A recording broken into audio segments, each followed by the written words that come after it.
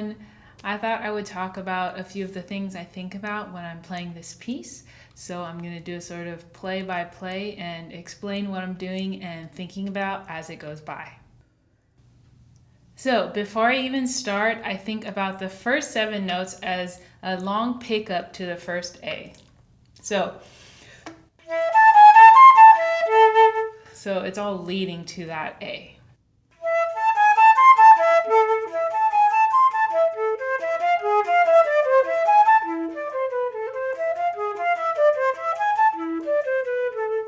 So what I think of as the first phrase is 2 parts that are each repeated. So you have this, right? That, and then that gets repeated. And then you have, and then that gets repeated also. So because you have so many repeated things in this movement, I try to always make a difference, and I just do the basic echo, where the first one's always louder and the second one's softer.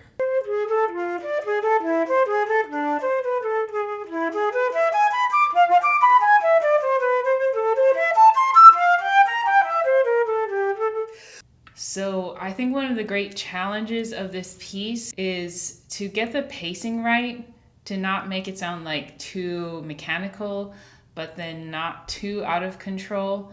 So one of the places I really like to push it forward is when you have a sequence, like right here. That's a really good place to push the time forward a little bit.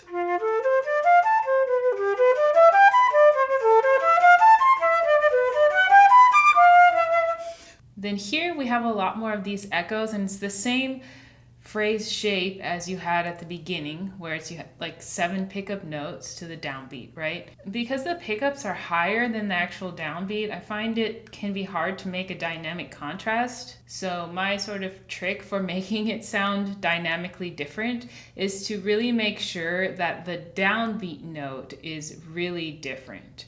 So you can hear that the first C here, I play really loud, and then even though the pickups to the second half are almost the same, the downbeat is a lot softer. And I use that throughout this movement to create that effect of the echo.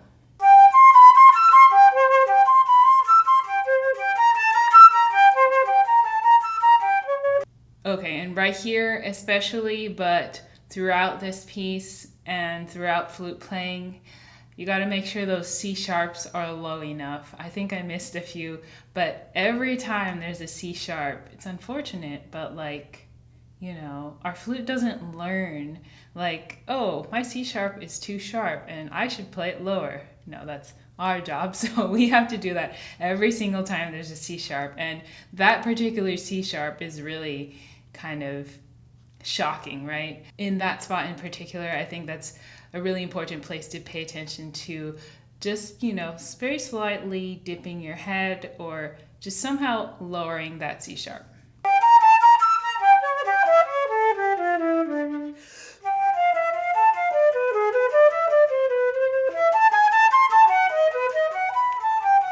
Okay, and here we have another sequence. Same thing, I like to push it forward, just sort of let the fingers move more freely, and then give a little bit of emphasis to each step of the sequence.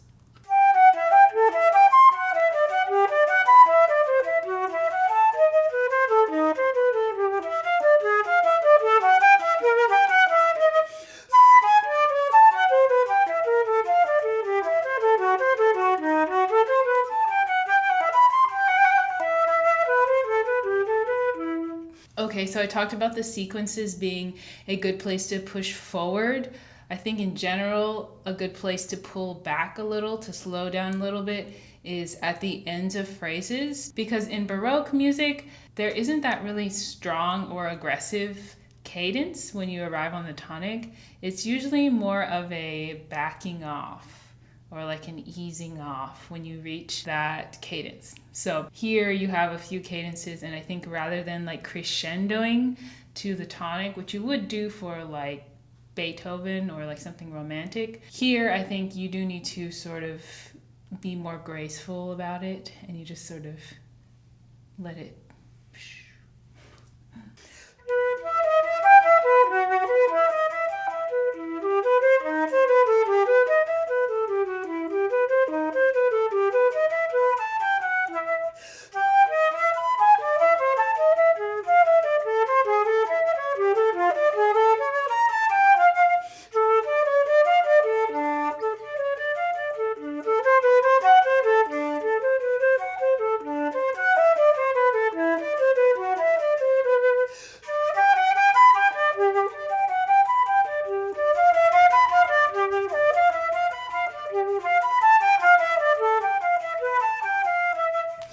Okay, so there we just had a bunch of echoes, you know, same thing, loud, soft, make the contrast in the downbeat.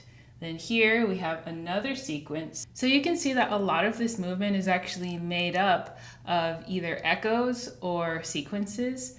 So that gives you a really good idea of what to do with those parts. I think one of the challenges with this movement in particular is that you get just 2 whole pages of 16th notes, right? And that can just feel like, what am I supposed to do with this? Because it's not clear by just looking at it where the phrases are or the cadences are.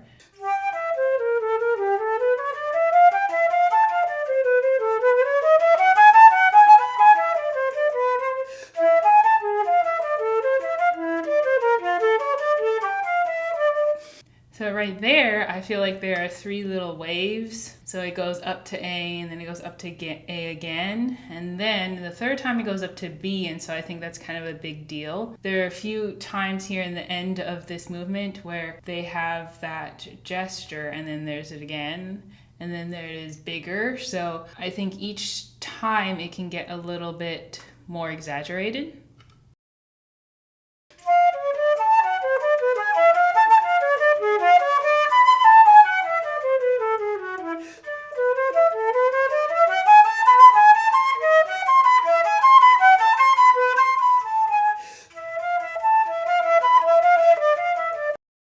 So right here is another spot that's going to happen.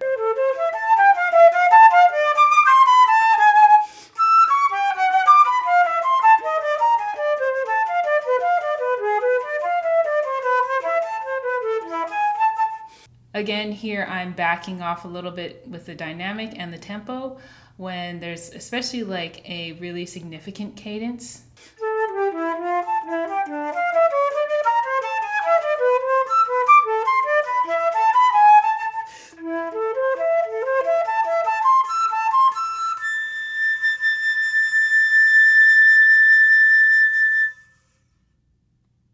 And then I do the same thing there at the end. I think it can be really useful for this movement to do some kind of harmonic analysis to get a sense of where the phrases are. You could write it all in, or you could try to play the chord progressions on the piano, or you can just look specifically for the dominant tonic movements that happen a lot, and that will usually be some kind of cadence. I think it really helped my phrasing to memorize this movement because it took me away from the visual look of the piece and helped me to construct those phrases just by the sound. Anyway, I hope that gave you some helpful information on how to approach this movement. Please like this video and subscribe to my channel.